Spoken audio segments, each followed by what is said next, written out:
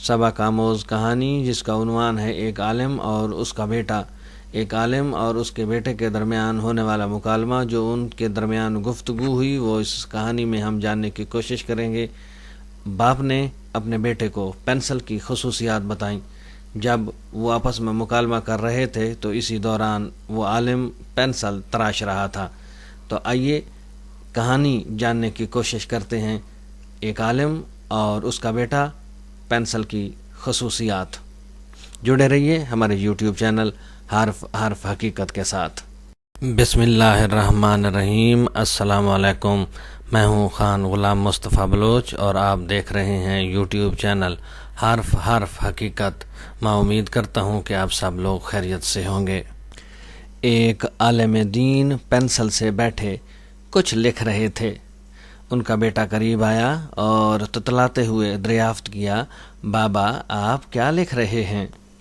اس عالم دین نے مسکراتے ہوئے اپنے بیٹے سے فرمایا، بیٹا میرے لکھنے سے بھی زیادہ اہم یہ پینسل ہے جس سے میں بیٹھا لکھ رہا ہوں، اور میں یہ چاہتا ہوں کہ جب تم بڑے ہو جاؤ تو تم اس پینسل کی طرح بنو۔ اس بچے نے تعجب آمیز نگاہوں سے باپ کو دیکھا اور پھر بڑے غور سے پینسل کو گھورنے لگ گیا، اور وہ اس کی کسی ایسی خصوصیت کو تلاش کرنے لگا جس کی بنیاد پر بابا جان اس سے پینسل جیسے بننے کا مطالبہ کر رہے تھے۔ بڑی دیر تک پینسل کو دیکھنے کے بعد اسے کوئی ایسی چیز نظر نہ آئی جو اس کے ذہن کو کھٹکتی، اور اب بچے سے رہا نہ گیا۔ آخر کار باپ سے معلوم کر بیٹھا، بابا جان اس پینسل میں ایسی کون سی خصوصیت ہے جس کے سبب آپ کی خواہش یہ ہے کہ میں بڑا ہو کر اس پینسل جیسا بنوں؟ اس عالم نے کہا، بیٹا اس پینسل میں 5 اہم خصوصیات ہیں، اور تم یہ کوشش کرو کہ بڑے ہو کر تمہارے اندر بھی یہی خصوصیات پیدا ہوں۔ بیٹا پہلی خصوصیت ہے، تم بڑے بڑے کارنامے انجام دے سکتے ہو، لیکن کبھی یہ مت بھولو کہ کوئی ہاتھ ہے جو تمہیں چلا رہا ہے اور تم سے یہ کارنامے کروا رہا ہے، اور وہ اللہ کا دست قدرت ہے۔ اس کی دوسری خصوصیت ہے، کبھی کبھی جب اس کی نوک گھس جاتی ہے تو کٹر یا چاقو وغیرہ سے اسے تراشا جاتا ہے۔ اگرچہ یہ ایک اذیت ناک چیز ہوتی ہے، لیکن بہرحال اس کی نوک تیز ہو جاتی ہے اور پھر یہ اچھے سے کام کرنے لگتی ہے، خوبصورت لکھنے لگتی ہے۔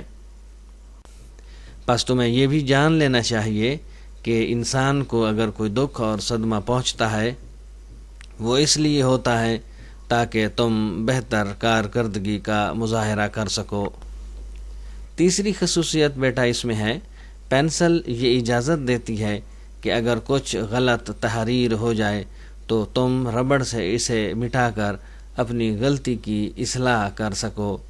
پس تمہیں یہ جان لینا چاہیے کہ ایک غلطی کو صحیح کرنا غلطی نہیں ہے۔ چوتھی خصوصیت، یہ بات بھی یہ نصین رہے کہ پینسل کی لکڑی اور اس کا خول لکھنے اور تحریر کرنے کے کام نہیں آتا، بلکہ لکھنے کے کام ہمیشہ وہ مغز آتا ہے جو اس لکڑی کے اندر چھپا ہوا ہوتا ہے۔ پس تم اس چیز کا خیال رکھو کہ تمہارے جسم کی کوئی حیثیت و اہمیت نہیں، بلکہ اس کے اندر چھپی تمہاری روح اور ضمیر قدر و قیمت والا ہے، جسم نہیں۔ پانچویں خصوصیت اس پینسل کی، جب یہ کچھ لکھتی ہے تو اپنے کچھ نقوش کاغذ پر چھوڑ دیتی ہے جو مدتوں کاغذ پر دیکھے جا سکتے ہیں۔ پس تم بھی یہ بات سمجھ لو کہ تم جو بھی کام کرو گے اس کے نقوش تمہارے بعد باقی رہیں گے۔ اب یہ تمہارا کام ہے کہ تم کیسے نقوش چھوڑ کر جاتے ہو۔ پس کسی عمل کو انجام دینے سے پہلے کئی بار غور و فکر کر لو کہ کہیں تم کچھ غلط تو نہیں کر رہے، کہیں تم سے کچھ غلط تو نہیں ہو رہا۔ آج تک کے لیے اتنا ہی۔ جڑے رہیے ہمارے یوٹیوب چینل حرف حقیقت کے ساتھ، تاکہ آپ کو ملے آشنائی حرف حقیقت سے۔ اپنی دعاؤں میں یاد رکھیے گا، آپ کا اپنا خان غلام مصطفیٰ بلوچ۔